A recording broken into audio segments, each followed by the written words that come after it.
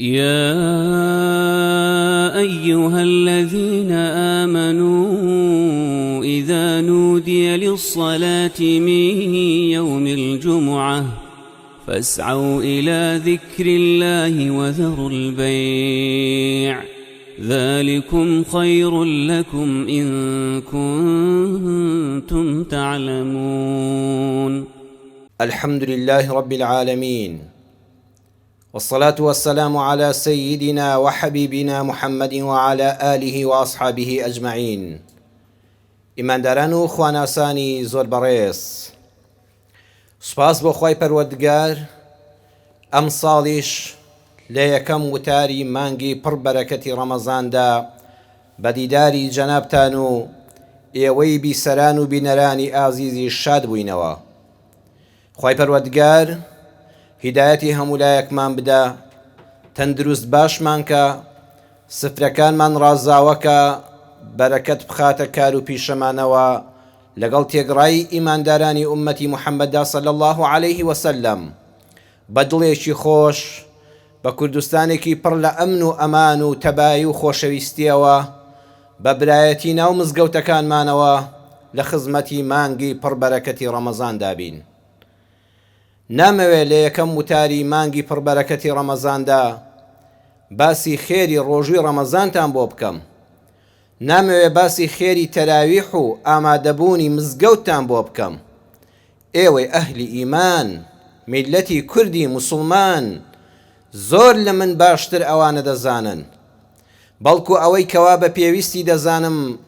ئەبێ بچینەوە خزمەت قورئانی پڕ بەرەکەت و بەخشش. لە سوورەتی ئەلبەقەرەدا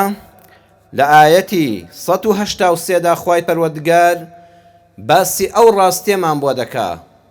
کە ڕۆژوگرتن تەنها بریتی نییە لە نەخواردن و نەخواردنەوە، چونکە ئێمە دوو جۆر ڕۆژوگرتنمان هەیە. کەسانێک بە ڕۆژوو دەبن، کاتێک کە ڕۆژوو دەگرن تەنها نان ناخۆن، ئاو ناخۆنەوە بۆ چەند سەعاتێکی دیاریکراو، کە خەڵکێک ئەمڕۆ زۆری لە کوردستانی شافێری ئەوە بووە ئەڵێن ڕێجیم دەکا، ڕژێمی خواردنەکانی ڕێک دەخا بۆ ئەوەی جەستەی ڕێک و پێک و تەندروست بێ. لە جیهاندا بەڕێزان کتێب لەسەر ئەم بابەتە زۆر نووسراوە. کتێب هەیە بە ناونیشانی العلاج بالصوم، چارەسەری کۆمەڵێک نەخۆشی بەهۆی ڕۆژوگرتنەوە. بەڵام من و تۆی ئیماندار کە لەم مانگە پڕ بەرەکەتەدا ئێستا بە زمانی بە ڕۆژەوە لە حوزوری خوای پەروەردگارداین، ڕۆژوەکەمان جیاوازە لە ڕێجیم، چونکە قورئانەکە لە سوورەتی ئەلبەقەرە ئاەتی 183دا دەفەرمێ: يا أيها الذين آمنوا كتب عليكم الصيام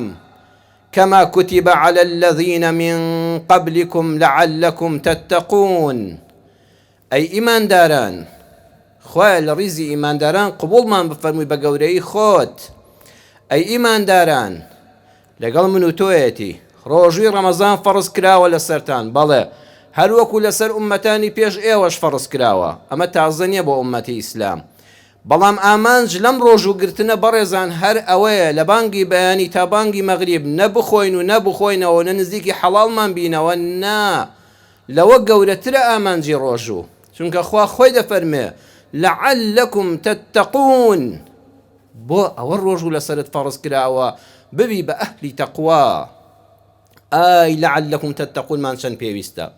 والله ئەمڕۆ بەڕێزان تەواوی جیهان پێویستی بەمەیە، لەعەلەکم تەتەقون. میلەتی کوردی موسڵمانی ئێمە لەم کوردستانە ئازیزەدا بەس لەمەمان کەمە،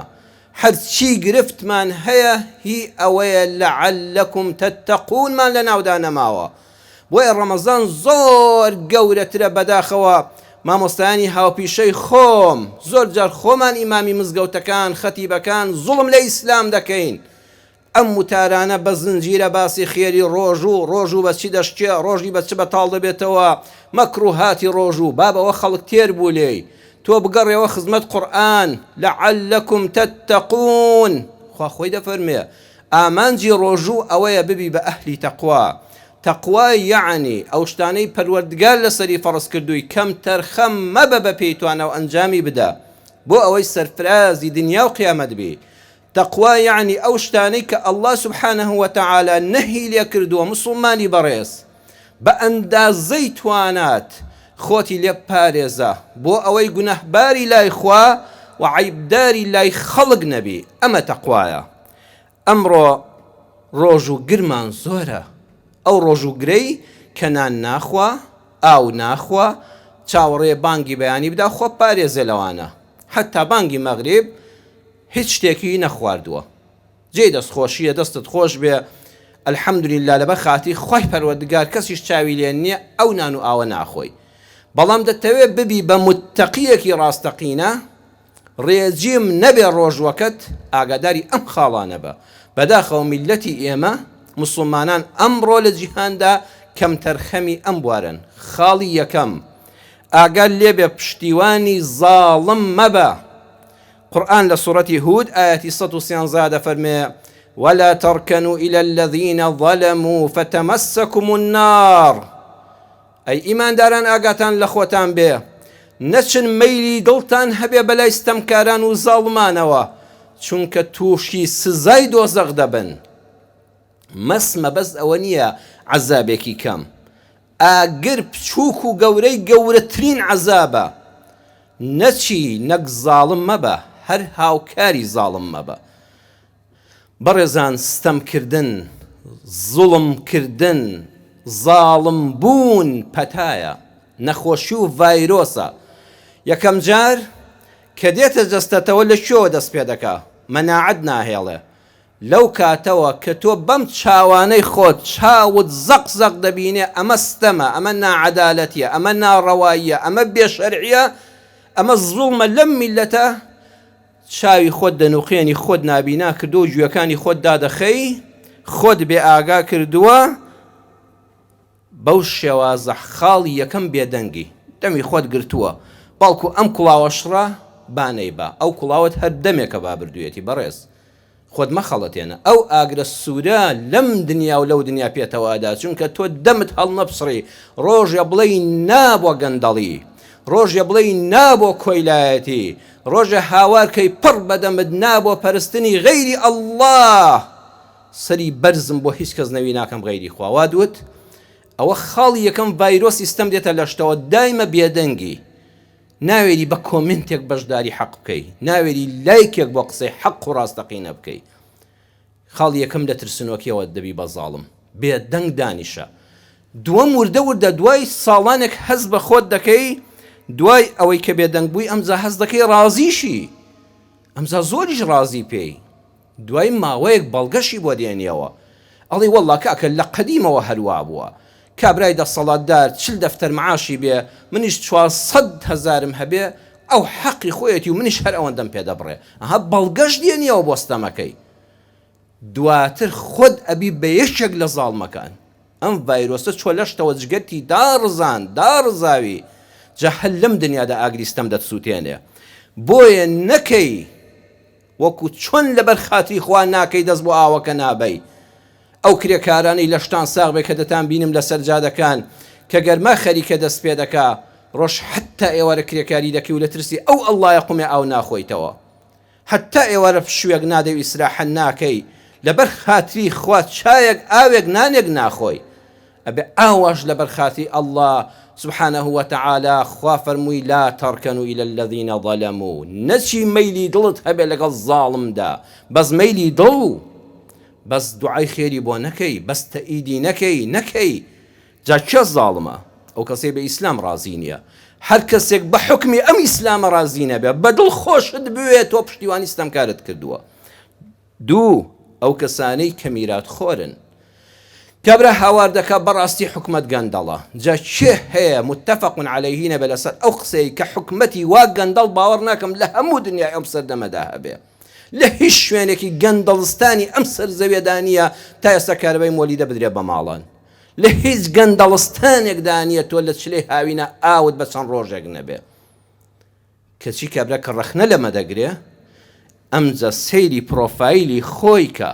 ئەو خانووی تێدایەتی، ئەو دوکانەی کە هەیەی، ئەو زەوی و زاری کە کشت و کاڵی تێدا دەکا، ئەو مەڕووماڵاتی کە بە خێوی دەکا لەلا دێ، ئەمە داگیرکەرە. میراتی خوشکەکەت داوە لە ماڵی باوکت، ئەو هەموو زەویەت هەیە کاکی جوتیار نەوەڵڵا لە شارای ئەو هەموو دوکانت هەیە ماڵی براکانت هاتن بە شەرعی خوای پەروەردگار کە هەمووی عەدل و حەقا بڵێ دوای کۆچی باوکمان دایکمان بە ئەم ماڵە بە شەرعی خوادا بەشکەین نەوەڵڵا کاکە دەسەڵاتی هەبووە هەمووی داگیر کردووە خۆشک چییە برات چییە ئەو تۆ هەر خۆت زاڵمی نەک پشتیوانی زاڵمت کردو بەڵام دەسەڵاتی تۆ لەگەڵ دەسەڵاتی سەرۆکی وڵاتە ئەو هەموو وڵاتەکە دەخوا تۆ دەسەڵاتت بەسەر دو سێورا فەقیرە خوشکەکەتدا هەیە تۆش هەر زاڵمی چاو لێ هەمومان ئاگریستەم لە وڵاتەیە دەمان سووتێنێ گەندەڵی و دزی لە میلەت مۆزەفێکەیە یەخوا لەم ڕۆژانەدا لەم حکومەتی هەرێمی کوردستانەدا یا ڕەبی خوا ڕەحممان پێ بکە ئیشی دایرەن نەبێ مەگەر سێ چوار خوشک و برای مسڵمانی لە خوا ترس چۆن لەبەر ئەڵڵا سوبحانەه وتەعالە دەمی خۆیان گرتووە نان و ئاو ناخۆن ئاواش لەبەر خاتری خوا نەک لەبەر موچە جوانەکەیان ئیش بۆ هاوڵاتی دەکەن دەڵێ خوا لە پێناوی تۆدا خۆ کەسیش ئاگای لێم نییە بەڵام تۆ لێم ڕازی تۆ پاداشم دەدەیتەوە ئەو هاوڵاتیە لە ماڵەوە هاتووە بەخوا دایرێ وا هەیە منیش چووم جەنابیشت ئێستا شاهیدیم بۆ دەدەی تۆش کە لەم تەلەڤیزۆنەوە دەمان بینی بەخوا ئەو مۆزەف دەنێرێ بۆ لای ئەو دەنێرێ بۆ لای ئەو هاواردەکە خۆ من بە تەنیا ئیشم بۆ ناکرێ بۆ یەک ئیمزایەک چەند ژوورت پێ دەکەن دڵسۆزێک نێبێ بەدەمتەوە مەگە تاکوتەرایەکی خواناسی دینداری وارێع کە لەبەر خوا بەڕۆژووە و لەبەر خوا ئیشی هاوڵاتیان ڕایی دەکا کەواتە ئەو مۆزەفەش بە ئەندازەی ئەوانەی سەرێ زاڵمە بەڵام دەسەڵاتی ئەمەندە هەیە لەم سنوورەدا ئەو کەسەی هاوسەرێکی خراپە چەند پیاوتان هەیە بۆ هاوسەرەکەی زاڵمە خوشکە باشەکانم کە لە ماڵی خوادا ئامادە بووی بۆ جومعە کە ماڵەکەت ئێستا لەم کاتەدا بەجێهێشتووە کە بە دیار وتارەوە دانیشتووی سەیرێکی خۆت بکە زاڵم نی بەرامبەر بە مێردەکەت چەند ئافرەتمان هەیە زاڵمە بەرامبەر بە مێردەکەی بەخوا نانی لێ تاڵ کردووە ژانی لێ کردووە بە ژیانی لێ کردووە بە ژان ناهێڵە پارێکنانی ڕەحەت بخوا پیاوەتی شۆردوتەوە لە خزمەکانی کردووە کاکە دادا تۆش زاڵمی بەڵام دەسەڵاتت هەر بەسەر هاوسەرە فەقیرەکەتدا هەیە بەخوا دەسەڵاتەکە زۆر بۆیە دەبووی بە مۆسۆلۆنی بووی بە سەدام دەبووی بە ئەم کار بەدەستانی کوردستانی خۆمان بەڵام دەسەڵاتەکەت هەر ئەوەندەیە بە هاوسەرە داماوەکەت دەوێری تۆش زاڵمی ڕەمەزان پێت دەڵێ ئەگەر ڕۆژوەکەت دەتەوێت ڕێجیم نەبێ تەقوا دروستکە یەکەم جار لەگەڵ هاوسەرەکەی خۆتا باش بە حەقی هاوسەرت بدە والله فێر دەبی حەقی هەموو خەڵکی ئەدەی لە دەرەوە ئەگە بووی بە حکومڕان لە ماڵی خۆتا ڕێک و پێکبی لەگەڵ خەڵکی شاڕێک و پێک دەبی و دادپەروەر دەبی پشتی زاڵم مەگرە بەدڵ لەگەڵی مەبە دوعای بۆ مەکە چەپڵەی بۆ لێمەدا لایکی بۆ مەکە پەیجی ساختەی بۆ دامەنێ حەیف گەنج کۆی لەبێ واللهی حەیفە لە سەدەی 21 بژی گەنج بی و کۆیلەی ئەوانە بی لە پشتی فەیسبووکێکەوە ڕۆژ تا ئێوارە پیاوی گەندەڵکارێک بی عیبە والله عیبە گەنجێکی کورد بی و پڕ بەدەم هاوار نەکەی نابۆ کۆیلایەتی نابووە گەندەڵی و فەسادی ئیداری جا هەر کەسێک بێ ئەو زاڵمە لەگەڵی مەبە ئەگە براتە ئەگەر قەوم و خزمتە ئەگەر حیزب و لایەنتە بڵێ حیزب وەسیلەیە بۆ خزمەتی گەل و نیشتیمان و کوردستان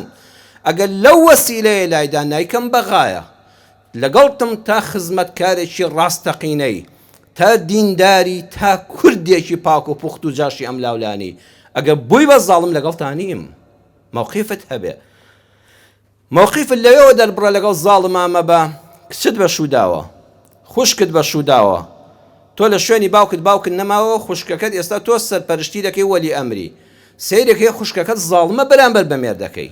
کاکی من کچەکەت دێتەوە هەموو ڕۆژێ ناڕازیە تەرازووی دادەنەی سیرەکەی کچەکەی تۆ زاڵمە بەسەر مێردەکەیە ژیانی لێتاڵ کردووە دەتوخوا لەبەر حوبی کچەکەت وەکو باوک و کچ وەکو برا و خوشک پشتی کچەکەت مەگرە پشتی خوشکەکەت مەگرە دادپەروەر بە بڵێ واللهی تۆ زاڵمی ئەم کوڕە باشە عیبی نییە ئەوە مەزلومە بزانەوای ئەگەر وا بووین لەگەڵ ڕاستی بووین لەگەڵ دادپەروەری بووین لەگەڵ حەق بووین بڕواتان هەبێ هەمومان ڕۆژوەکەمان قبوڵە ئەینا ڕۆژوو دەبێتە ڕێجیم ئیسیفادەیەکی جەستەیی دەکەی و دەروونت تۆزێ ئارام دەبێ بەڵام نەگەیشتی بۆ ڕۆژوەی کە لە سوورەتی ئەلبەقەرە ئاەتی 183 دا خوا فەرمووی لەعەلەکم تەتەقون حەسەنی بەسڕایی ڕەحمەتی خۆی لێ بێ دەفەرمێ جعل الله الدين بين لاءين لا تطغوا لا تركنوا إلى الذين ظلموا. الله لم قسەیە چەند بەهێز ئەم قسەی حەسەنی بەسڕایی ئەفەرمێ خۆی پەروەردگار دینی ئیسلامی لە بینی دوو لادا کۆ کردوێتەوە. ئەگەر ئەم قورئانە بەس ئەم ئاەتەی تێدا بوویایە بەس بوو بۆمان. قورئان دەفەرمێ فاستقم كما أمرت ولا تطغوا. سورة هود بخوێننەوە بە وردی ئاەتی 112 و 113 بين لاءين ئیسلام لە بینی دوو لادایە دوو نەکەی ئەو دوو لا قورئان لە ڕەمەزانە زۆر لە خزمەتیان بن. بەڵام تکاتان لێ دەکەم لێی ورد بنەوە کاری پێ بکەن وشە بە وشە هەموو جار عەرزی جەنابتان دەکەم دەمێک ساڵە ئەڵێم لە خزمەت قورئانە ورد ببنەوە. چاو لێ حەسەنی بەسڕایی دەفەرمێت قورئان دین هەمووی بینی دوو لاءە ئەم دوانە مەکە بەستە. فاستقم كما أمرت دامەزراوە بە لەسەر ئیسلام چۆن الله سبحانه وتعالى فەرمانی پێ کردووی. ولا تطغوا نافەرمێ کەم تەرخەم مەبە ئەفەرمێ لە سنوور مەچۆ دەرەوە یعنی هێندە دینداریەکە و بە قورز مەگرە هێندە مەیگوشە لە سنوور بڕۆیتە دەرەوە ببی بە توندڕەو. ئیسلام ئەوەیە کەما ئومرتە خوا چۆنی بە پێغەمبەر فەرمووە صلی الله عليه وسلم ئەوە ئیسلامی حەقە. لەسەر ئەمە بەردەوام بە نەچی بڕۆیتە دەرەوە سنوور نەبەزێنی نەبی بە توندڕەو. دوای ئەوە دەفەرمێ ولا تركنوا إلى الذين ظلموا نەچی پشتیوانی زاڵم بی نەچی بەدڵ خۆشت بوێ نەچی چەپڵەی بۆ لێدەی پشتیوانی بی ڕێپێوانی بۆ بکەی ئاگادار بە. لا تطغوا لا تركنوا ئومەتی ئیسلامی کوشتووە. ئەمڕۆ بەداخەوە موسڵمانە ئەوەندە لە سنوور چۆتە دەرەوە ئەوەی دوژمنێتی برا موسڵمانەکەی خۆیەتی حەقی کافری نییە هەرچی لەگەڵ ئەو نەبێ پێی کافرە. ناکاکە وەرەوە سەر شەقامە ڕاستەکە کەما ئومرتە لەسەرەوەی کە بە پێغەمبەر صلی الله عليه وسلم وتراوەکە قورئانە وەرەوە خزمەت قورئان لە توندڕەوی ڕزگارت دەبێ. ئومەتی ئیسلامی یەک پارچە لە ناو چوو بەهۆی توندڕەوەکانەوە کە لە دینی خوا دەرچوون خەوالی سیفەتەکانی ئەم سەردەمەش کە موسڵمانانیان هەموو پێ کافرەوەی کە لەگەڵ خۆی نەبێ. دووەمیان مەسلەحەت چیەکان بەداخەوە ئەمڕۆ ئەگەر خوا ڕەحممان پێ بکە ڕۆژووی ڕەمەزان و ئەم وتارانە و مزگەوت بەڕێزان فێری ئەوەمان دەکا لە بینی دوو لادا لای یەکەم لا تطغوا توندڕەو مەبە دووەمیان لا تەرکەنوا ماستاو چی مەبە مەسلەحەت چی مەبە لە بینی ئەم دوانەدا تەرازوەکە ڕاگری ئیمان سەلامەتە دینی خوا ئەو دوو لایەیە ئاگەر لێ بێ. لعلكم تتقون نەما بۆیە بەڕێزان وجدان نەما ئەو مەسافانەی پێشوو هەر ئەوەی من ئاگام لێ بێت تا ئێستا لە هەولێرە ئەمە 3 بازاڕی لەنگەی داماوسوتە. ئەو بازاڕە ئینسان کە دەیبینێ ئاگر ئەبێ لە جگەرت بەربێ بە قەسەم بە ئەڵڵا کە کەسە دەبینی دەگریا بە دیار دوکانەکەیەوە والله ئەگەر زەڕە ئینسانیەتت مابێ یەک زەڕە لە مانای نوێژ و ڕۆژ و مزگەوت حاڵی بووبی ئەبێت تۆش فرمێسک بە چاوتا بێ وەرە گەنجێک وەرە ماڵێک هەیە بە 2-3 ماڵ هەرچی هەیەیانە و نیانە لەو دوکانەدایە چاوەڕێیە بەیانی بڕۆ دوکانەکەی بکاتەوە و ڕزقێکی حەڵاڵ لەم زروف و ناڕەحەتی کوردستان و بێپارەی و بێوەزعێدا بێ بازاڕی بێ موچەیەدا بۆ منداڵەکانی بۆ ماڵەکەی بەرێتەوە تو خۆ بەیانی کە دەچی بەسەر خۆڵەمێ شابچی کەچی تۆ وەرە ئەوەندە ویژدانت سڕ بێ کابرا هاوار دەکا با بە دوکانەکەمان سوتاڵە بۆ باوکی حەریقە یعنی کۆمنتی بۆ دەنووسێ گاڵتەی پێ دەکا وەزانە هاوار ئاخرەوە هاواری جەرگێتی کە هاوار دەکا ئەو ژنەی کە دەگریا کە دەبینە دوکانی کوڕەکەی سوتا ئەگە تۆ لانی کەم کاکە بۆی ناگری خۆ دەبێت دوعایەکی خێر بکەی بڵێ خوای ڕەحمی پێ بکەی خوایم کارەستاتانە دووبارە نەبنەوە ئەبێ لانی کەم بەدڵ خەمبار بی واللهی وا نەزانی دوکانەکەی خۆتە و سوتاوە و دڵت پڕ نەبێ و چاوت پڕ لە فرمێسک نەبێ لە ئیمانت بترسە خۆ دەبێ هاوکاری بی بەخواگە موسڵمانی بە حەقی بەخوا لەم ڕەمەزانەدا ئەوانەی کە هیچی تریان نییە دوکانی تری نییە کەسابەتی تری نییە پارەی تری نییە کاکە زەکاتەکەت بۆ ئەوانە بەرە زەکاتی ڕەمەزانیان بۆ کۆبکەنەوە دەستیان بگرن جارشکە دوکانەکەی دابنێتەوە بەڵام ئەوەی کە جێگەی ئەسەف بوو حیفە شارێکی وەکو هەولێر شارێکی موسڵمان شارێکی ئەهلی ڕێز و حرمەت شارێکی میوان دۆست شارێک کە بە درێژایی مێژوو باوەشی کردوێتەوە بۆ هەموو ئەو کەسانەی کە لە غەریبیەوە ڕووی تێدەکەن و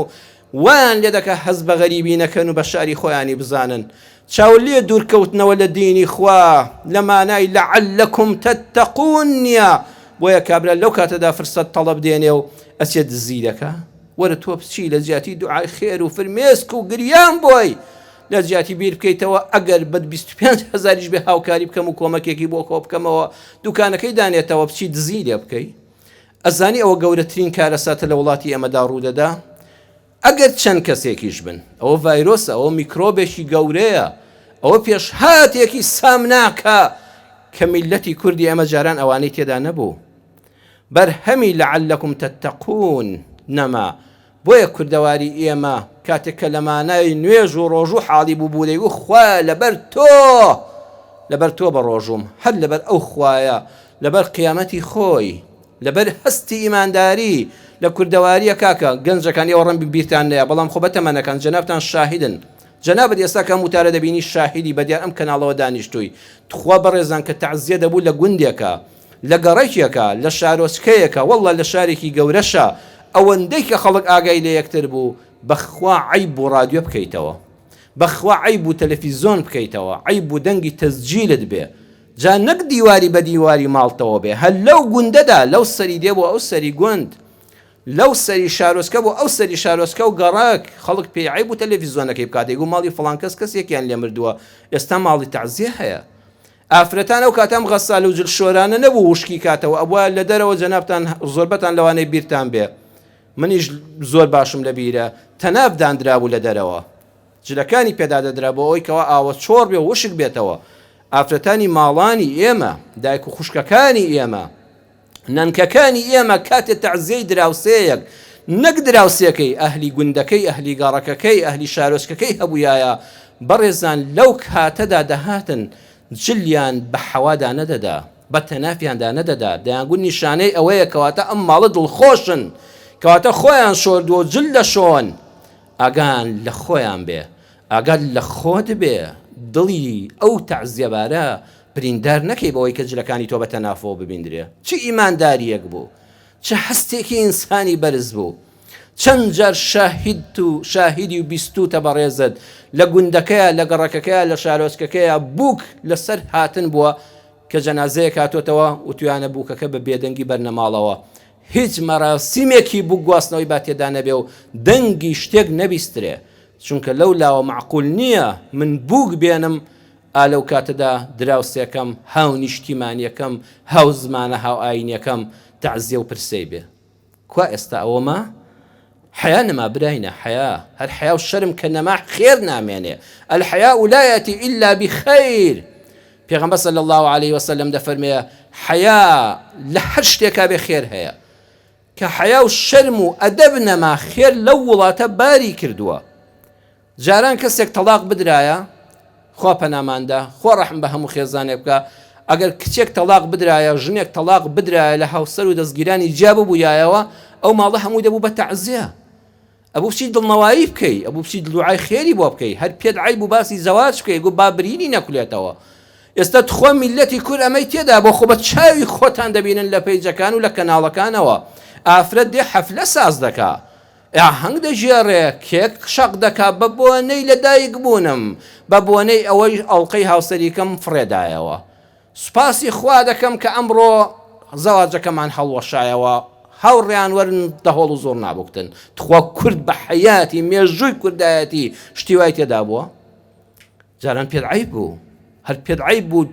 لەو ماڵەدا قسەیەکی خۆش بکەیت دەگوت کچێکیان تەلاق دراوە ئێستا کچەکە بۆ خۆی حەفلەوە هەنگ دەجێڕێ حەیا لە هەر شوێنێکان نەبوو نزیکی مەبەوە ساڵحی ئەم ئومەتە سەلەفی ساڵح دەیان فەرموو لە هەر شوێنێکە حەیای تێدا نەبوو هاتوچۆی مەکە هەر ماڵێک هەر بازارێک هەر شوێنێک هەر مەقەڕ حیزبێک هەر ڕێکخراوێک حەیا و حرمەتی تێدا نەبوو نزیکی مەبەوە پێی دامەڕۆ چونکە خێری تێدا نەماوە ئێستا حەیا نەما ئەوە چونکە بەرهەمی ئەوەیە کە لەعەلەکم تەتەقون نەما ئافرەتی ئێمە دایکان و خوشکانی ئێمە کاتێکە حەملی دەبوو سکی دەبوو دەی شاردەوە ئەیگو باوکو برام دەزانێت کە حەملم هەیە ئێستا هەموو ڕۆژێ سیڵفیدا نەزەم چی دەکاتەوە پەخشی ڕاستە خۆستکەکەم ئەوەندە سامتینە زیادی کردو تا منداڵەکە دێتە دەرەوە نەک دایک و باوک هەموو میلەت بزانێ جاران دایکانی ئێمە کاتێ لەبەر چای باوک و براکەی خۆیدا کە مەحرەمی بوون مەمکی دەدا بە منداڵە ساواکەی خۆی مەمکەکەی بە لەچکەکەی بەسەر پۆشەکەیدا دەپۆشی. ئێستا سنگ و مەمک بە دەرەوەیە بۆی خەڵک ببینێ. لعلكم تتقون نەما بۆیە نەحرمەتمە نەڕێزمە نەوەفامە نە هیچ شتێکمە ئاگامان لە خۆمان بێ. دووەمیان لعلكم تتقون چۆن نان و ئاو ناخۆی کاکە زمانیشت بگرە. مانگی ڕەمەزانە وەڵڵی لەم مانگەدا فێری ئەمە بیخێر لە ڕێکادایە. لایکی ناشرین لایک بۆشتی ناشرین مەکە کۆمنتی ناشرین لەسەر ئەو منووسە کەسێک بێ حرمەتیەکی کردووە تۆ بڵاوی مەکەوە کاکە وەرە گوێ لە قورئانەکە بگرە ئەمە مانگی قورئانە بە هەمیشە بگەڕێنەوە خزمەت قورئان. لە سوورەتی النور ئاەتی 19دا دەفەرمێ إن الذين يحبون أن تشيع الفاحشة في الذين آمنوا لهم عذاب أليم في الدنيا والآخرة. جا سەیری وردیەکانی قورئانکەن دووبارە عرستان دەکەمەوە وشە بە وشەی قورئانەکە لەسەری بوەستن. کەسێک زینای نەکردووە لە قیامەتە وەڵڵاهی لە ژیانیا کورد دەڵێ دۆخینی حرامی نەکردوێتەوە بەم زمانەی ئەو بوختان بۆ کەس نەکراوە ئابڕووی کەسی نەبردووە غەیبەتی کەسی نەکردووە بەڵام خوا دەفەرمێ لەم دنیا پێش قیامەت فی الدنیا هەل لە دنیادا لە دنیادا خوا تووشی بەڵاو ناڕەحەتیەکت دەکات تەوەقوع نەکردووە والله لە قیامەتە شەرمەزاری بەردەمی ئەو ڕەب العالەمینە دەبی. ئیخوایە من نە زیناکار بووم نە بوختانچی بووم نە غەیبەتکار بووم نە ئابڕووی کەسم برد. خوا دەفەرمێت تحبونە بەڵام بسکەی سمێڵت دەهات کاتێک کە موسڵمانێک تووشی بەڵایەک دەبوو. لەو کاتەدا کە خەڵک وێنەیەکی بڵاو دەکردەوە دەیانگوت لە فڵان شوێنە دوور لە ڕووی جەنابتان و ماڵی خوا بینەران و بیسەران پەرژین بێ ئەوەندە لەش فرۆشەیە تۆش خێرا لایکێکت بۆ دەکرد وێنەکەت بڵاو دەکردەوە دەنگ و باسەکەت بڵاو دەکردەوە هەستت دەکرد لە دڵەوە پێت خۆشە. وەڵا فڵان کەس ئابڕووی چوو لە چێش سەیری وردی قورئانەکەکەن من الذين آمنوا لە ئیمانداران کەکە ئەو خوشکت ئیماندارە قاچی ترازە تووشی غەڵەتێک بوو ئەو برایەت قسەیەکی لەدەم دەرچوو خۆ برای ئیمانداریتە ئەی بۆ کافران و ئازانی ئەوە جوولەکەت چی بە غەزە و حەماز ناکە مویەک لە لەشت گرژ نابێ هەی بێغیرەت کەچی ئیماندارێک لە هاوشاریەکەی خۆت لە هاو پیشەکەی خۆت لە هاو نیشتیمانیەکەی خۆت یەخوا غەڵەتێک نەکا ئەچی تۆش خێرا بڵاوی دەکەیەوە تۆ قسەکەت بۆ نەکردووە تۆ بوختانەکەت نەکردووە واقعەن وایە بەڵام بڵاوی دەکەیەوە تۆش لایکی بۆ دەکەی تۆش زەردەخەنەی بۆ دەکەی تۆش دڵتەنگنی بڵێ خوا هیدایەتی بدەی. غیرەتی ئەوە نەبوو بچی لە نزیکەوە نەسیحەتی خێری بکەی بڵێ براکەم لەبارەی تۆ فڵان شت دەوترێت خوا ڕاستە والله دڵتەنگم ئەوە لە تۆ نەدەوە شایەوە وەرە تەوبە بکە بگەڕێەوە بۆ لای خوا. ئەگەر ئەمە نەدەکرد بەس تحبونە بەس یحبونە بەس بەدڵ پێت خۆش بوو واللهی لەم دنیادا خۆشی لە خۆت نابینی مسلمانان چیان لێ هاتووە. ئاگادار بە لا تظهری الشەماتەة لأخیکە فيرحمه الله ويبتليك. قەت خۆشحاڵی خۆت دەرمەبڕە بە ئازاری برا و خوشکە ئیماندارەکەت چونکە خوا ڕەحم بەو دەکات بەڵام تۆ تووشی بەڵا دەکات تۆ تووشی سەرگەردانیەک دەبی خۆشت نازانی بۆ ئەمە توش بوو ئەزانی ئەوە هیچی بوو هی ئەوە بوو کاتێ برایەکی ئیماندارت خوشکێکی ئیماندارت تووشی موسیبەتێک بوو تووشی عەیبەیەک بوو تووشی شکستێک بوو تووشی نەخۆشی و ناخۆشیەک بوو تۆ دڵت خۆش بوو. مانگی ڕەمەزانە یەکەم وتارمانە لە مانگی ڕەمەزاندا مختبەرەکە بێنە و خۆت فەحسکە کاکە ئێستا خەڵک فێر بووە پشکنین دەکات نەوەک سەرەتانم بێ نەوەک شەکرم بێ نەوەک زەختی و چەوریم بەرز بێ ئەی پشکنینی ئیمانەکەت لە یەکەم وتاری ڕەمەزانە با پشکنین بۆ خۆمان بکەین بە زمانی بە ڕۆژۆوە ئێستا کە لە ژمعە ڕۆیشتەوە جەنابەت ئەم مزگەوتت بەجێ هێشت دوای ئەم وتارەکە بیستت بینیت یەک پشکنینێک بۆ خۆت بکە خۆت ئاگال لە دڵی خۆتە مختبەرەکە ئالێرەدایە تەماشای دەفتەری ئەعمالی خۆت کە ئیماندار چێیە ئەگەر ئەم سیفەتت تێدا بوو پشکنینەکەت سەلامەتە ئەلحەمدولیلا ئیمانت سەلامەتە. ئیماندار ڕوحەماء بەینەهم سوورەتی ئەلفەتح ئاەتی 29 لە ناو خۆیاندا میهرەبانن. ئەگەر ڕەحمت هەیە بۆ ئیمانداران ئیمانداری کوردستانی خۆت هاوشاری خۆت ڕەحم و سۆزت بۆی هەبوو وەکو برا و خوشکی خۆت سەیرت کرد ئیماندارێک لە ئەمریکا و لە ڕووسیا تووشی ناڕەحەتی بوو سۆزت بۆی جوڵا و فرمێسکت بۆ باراند ئەوە بزانە ئیمانداری مسلمانان ئیمانداران نیشانەی تریان لە سوورەتی ئەلمائیدە ئاەتی 54 پشکنینی دووەم ئەذیلەتین عەلە المؤمنین متواضعین لأهل الإيمان ئیمانداران بەرامبەر بە یەکتر بەڕێزان ملکەچن زۆر متواضعن ئەمڕۆ کابرا بە حسابی خۆی زۆر دیندارە بەرامبەر بە ئەهلی کوفر ناوێرێ یەک گوشە بڵێ بەڵام بۆ مسلمانە ئیماندارەکەی ئەهلی مزگەوتەکەی خۆی چەند زمانی درێژە بۆ دراوسێ ئیماندارەکەی خۆی خۆ دەبینن بەڕێزان ڕۆژانە چەند زمانی درێژە ئەگەر بەرامبەر بە مسلمانان خۆ بەکەمگر زمان شیرین ڕووخۆش میهرەبان بووی پشکنینەکەت پاکە ئەگە خوا نەخواستە ئەمەی دووەمت تێدا بوو ئەبی بە منافق لە کافریش پیسترە ئیمانت لە خەتەرایە و تەوبە بکە منافق ئاەتەکە لە سوورەتی ئالی عیمران ئاەتی 120 دەفەرمێ إن تمسسكم حسنة تسؤهم وإن تصيبكم سيئة يفرحوا بها ئەگەر ئیمانداران لەش ساغی تەندروست باشی منداڵی ساڵح خێزانی ڕێک و پێک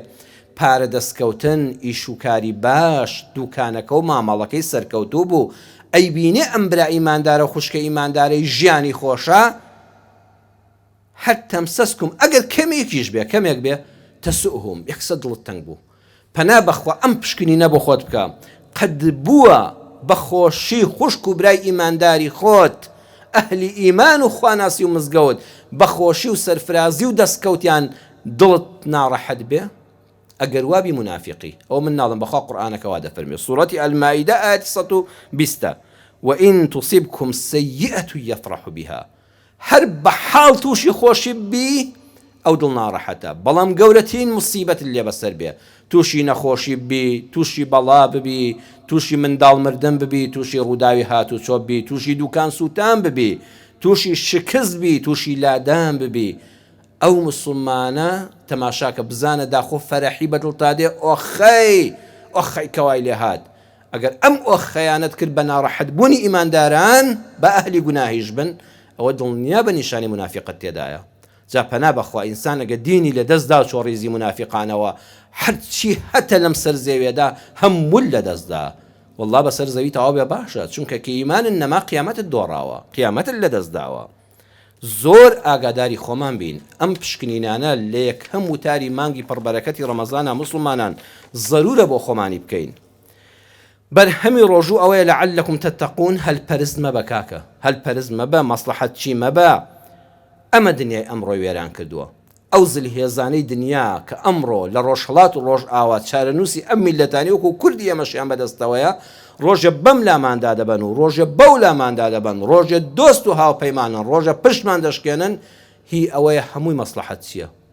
هەمووی مەسلحەتە لەگەڵ تام تا مەسلحەتم هەیە مەسلحەتن نەما دۆستایەتی ناکەم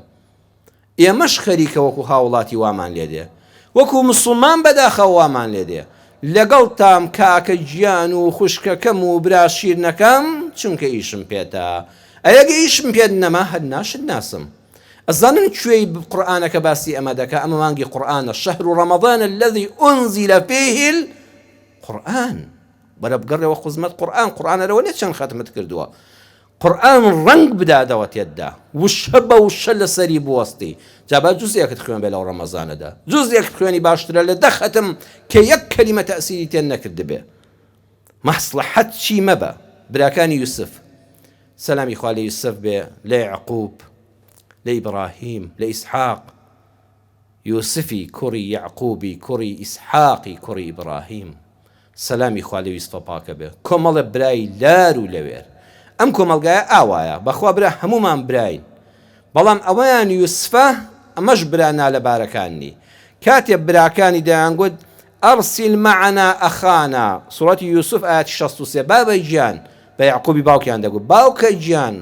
بابەی خۆشەویستمان خوا برا شیرنەکەمان لەگەڵ بنێدە ئەخانا سەیری وردی قورئان کەن خەتێکی بەژێرا بێنە ئەخانا ئەمە برامانە یوسف برامانە ئینا لەه لەحافیظون بە چەند تاکید ئێمە بە دڵنیاییەوە بە قوربانی دەبین ڕوحی خۆمانی فیدا دەکەین لە خزمەتیا دەبین دەیپارێزین ونحفظ ئەخانا سەیری قورئان کە لە سوورەتی یوسف ئاەتی 65 ئێمە بە هەمومان پشتیوانی ئەم برا شیرینەمان دەکەین ئەم یوسفە ئەزانی بۆ چونکە قورئانەکە دەفەرمێ منع من الكيل. یوسف پاشای میسر پێوتە بوون ئەگەر ئەم جارە بنیامین نەهێنن لەگەڵ خۆتاندا، بنیامین نەهێننەوە، ئەوە دڵنیابن بارتان نادەمێ. چاولێ دەیانگوتی بنیامین دەپارێزین، وعدمان داوە. پاشا وتوێتی ئەگەر بنیامین نەهێنن ئەو هەموو پارە و پوڵەشی وەخستوینە ناو بارەکانمانە، چاولێ ئیشیان هەیە. ئەگەر نەیبینەوە بارمان ناداتێ، کاروانەکەمان ناداتێ. ئەمڕۆ مەسلحەتیەکان ئاوان، ئەگەر لەگەڵمانەبی بارەکەم ناڕوا، ئیشەکەم ناڕوا، کارەکەم ناڕوا، دەفتەرە دۆلارەکەم دەست ناکەوێ. بۆیە ئەخانە ئەو تاتە برامانی خۆمان لەسەر بەکوش دەدەین، لە حافیزون دڵنیا بە پشتیوانت لێ دەکەین، وەکو چاومان دەی پارێزین. بەڵام کە پیلانی یوسف بە پیلانی یوسف پێغەمبەر سەلامی خوا لەسەر بنیامین بریا بچووکی یوسف گلدرایەوە، وتیان دزی کردووە چونکە قاپەکە لەناو بارەکەیدا دۆزراوەتەوە. هەر ئەم برانەی دوێنێ بوون کە دەیانگوت بنیامین ئەخانە، ئەرسیل معنا ئەخانە نەحفەظ ئەخانە، برا شیرنەکەمان دەی پارێزین، بە قوربانی دەبین، لە خزمەتیدا دەبین. ئێستاییشیان پێی نەماوە. ئێستا تۆمەتێکی بۆ دروست کراوە، بوختانی بۆ کراوە، ئەمە ناخوێننەوە، ئەچنەوە لای باوکیان ئین ابنەکە سەرەقون. سەیری قورئان چەند وردە. سوورەتی یوسف ئاەتی 81 باوکە کوڕەکەت دزی کرد. ئین ابنەکە ئێستا برامان نییە، دەبوو بیاوتە ئینە ئەخانە سەرەقە، وەڵا براکەمان دزی کردووە. نانا مادام لێی قەومە ڕۆژی نەما لە سجنایە ئیشمان پێی نەما، ئین ابنەکە ئێستا کوڕی خۆتە، ئێستا برام نییە. چەند جار من و تۆوامان لێ هاتووە کاکە وتاری جومعە بۆ بەخۆدا چوونەوەیە، چەند جار ئیشت بە خەڵک بۆ براکەت بووە کە شکستێکی بەسەر هاتوو ئێستا نایناسی، چونکە دوێنە مەسلحەت لەگەڵیا هەبوو. چەند ختمی قورئانت کردووە گرنگ نییە، گرنگ ئەوەیە هەلپەرست مەبە، مەسلحەت چی مەبە لەگەڵ موسڵماناندا. هەزار ڕەحمەت لە مامۆستا پیرەمێردی شاعیر و فەیلسوفی گەورەی کورد کە فەرموویەتی جاران ئەم کوردە هێند بە وەفا بوو، دزیشیان قەدری وەفای لابوو. ئێستا کە پاروت کرد بە دەمیەوە، پەنجەشت ئەخوا هەر بە دەمیەوە. تۆ تێری ئەکەی لە نان و کەرە، ئەو کە تێری خوات پێت ئەڵێ کەرە. جاران کورد دز لە مێژووی کووردا زۆر بووە، چۆتە ماڵێکەوە بەس نان و نمەکی ئەو ماڵی کرد بێت، دەستی لە تۆراخی ماستەکەدا بێ، پارچەیە نانی خوارد بێ، وتوێتی بە کەلوپەلەکان دانێنەوە، نمەکی ئەم ماڵە کراوە نابێت دزی لێ بکەی، حرامە، بێشەرەفیە، بێنامەردیە. کەچی هەر ئەوانەی ئێستا یادی ڕاپەڕینە. ئێستا چەند ڕۆژێکی تر یادی ڕزگاربوونی کەرکووکی شاری شارانی کوردستانە لە ساڵی 1991. هەر ئەوانەی کە لە لادیەکانی کوردستاندا بەنان و ماست و ساوەری ئەم خەڵکە موسڵمانەی کوردستان هاتنە سەر کورسی و کولێرە، هەمووتان شاهیدن، دەست دەکەم بە چاویاندا بەسەری گوێدرێژی سپی هاتنە خوارەوە. هەندێکی پاک و پوخت ماونەوە کە مەسئولی بە شەرەف و بەڕێزن کە باسی گەندەڵی دەکەی ئەڵێن وەڵڵە مامۆستا قسەکانت هەمووی ڕاستە، چونکە خۆیان گەندەڵ نین. بەڵام هەر وتارێک باسی گەندەڵکاران بکەین، ئەوانەی کە دوێنێ بە سواری کەر هاتنەوە ئەمڕۆ کوردستانیان داگی کردەوە، یەکسەر بە وتارەکەمان باڕیان لێ هەڵدەستێ، ئەوە نیشانەی ئەوەیە تۆ خۆت گەندەڵی. بۆیە بە وتاری من قەڵسی هەر ئەو بەرپرسانی ڕەفیقی تۆ کە لە هەفتاکانەوە پێشمەرگەن ئەمڕۆ یەک کێشیانی لە وەڵڵە مامۆستا وتارەکە تێر و تەواو بوو، چونکە ئەو دز نییە، بەڵام دزەکان هەمویان باڕیان لێ هەڵدەستێ بە وتارەکانمان. ئەوە نیشانەوەی تۆ گەندەڵی، نیشانەوەی تۆ دزی، تۆ ناپاکی. کورد وەفای هەبوو، ئەگە بچوە ماڵت دزیشی بکردا، نمەکی بکردا، دیگوت تەواو دزی ناکەم لەو ماڵە، چونکە نان و نمەکم کردووە. ئێستا پاروت کرد کە بەدەمیەوە، پەنجەشت ئەخوا هەر بەدەمیەوە، پارۆکە دەکەی دەمیەوە، بابەدیان دە پاروێ نام بخۆ، ئەڵێ نەک پارۆکە دەخۆم، هەر بەدەمەوە دەستەکەشت دەخۆم، دەبێت دەستی شلیەکەمەوە. بابە ئەو پاروە ئێستا خەڵکی ئێمە لە هیچ تێوەشتێەوە لەم کوردستانەدا، کابرا شەکری دەداتێ، کابرا ژەهری دەداتێ، ئەڵێ ئەم دوو دەستار وەکو یەکن. ئەی هاوار بێعەقڵ، تۆ تا ئێستا نەزانی شەکر و ژەهر چییە؟ دووسپی هەر بە یەک ببینی، دۆست و دوژمن نەناسی. ئەو کەسەی کەوا پارود بەدەمەوە دەکا، ئەو کەسەی دەمت دەشکێنێت، تۆ هەردووچیان دەستەکان وەکو یەکسەیەکەی، وەڵڵا بێئینسافیە، وەڵڵا بێوەعیە. تۆ بەس بە ڕۆژوو بووی، بەس ڕێجیمت کردو، بەس ورگت دادە بەزێنی. باوەڕ ناکەم لەو ڕۆژوو هیچ حاڵی بوومی مەگە خوا بە ڕەحمی خۆی فەرزەکەت لە سەلادا. تۆ تێری دەکەی لە نان و کەرە، ئەو کە تێری خوارد پێت ئەڵێت کەرە. جاران گەنانێکت بدا بە یەکێک، دوای چەند ساڵ لەبیری نەدەچۆوە، مناڵەکەی دەبینی دەگوت کاتی خۆی لە ماڵی باوکی تۆ من ژەمێنانم خواردووە ئەتخەمە سەر چاوم ئێستا نان و کەرەی ئەدەیتێ نان و ڕۆنی بدەیە ئەڵێ بەخوا کەری چاک بوو چاکمان ناڵ کرد چاو لێ میلەتی ئێمە کە لە تەقوا دوورکەوتەوە لە بەرهەمی ڕۆژ و دینداری و خواناسی وەکو براکانی یوسفی لاتوە تا ئیشی پێیەتی ئەخانە ئەگەر ئیشت پێی نەما ئیبنەکە کوڕی خۆتە و بەڵای لە من بە دوورە با بگەڕێنەوە خزمەت قورئان با لە مەدرسەی ڕۆژوودا ئینشاء الله لە مانگی قورئاندا بەخۆدا چوونەوەی بکەین با تەوبەی نەسوحی بکەین لە بینی خۆمان و خوادا با بەکردەوەی ئەعمالماندا بڕۆینەوە ئەوەی مخالیف بە قورئان بوو لای بە والله سەرفرازی لای خوا ڕووسوری قیامەت گوناهباری لای خوا نابی عیبداری لای مسلمانان و خەڵک نابی یا ربی خوای پەروەردگار بە گەورەی خۆت مانگێڕێەوە بۆ سایە قورئان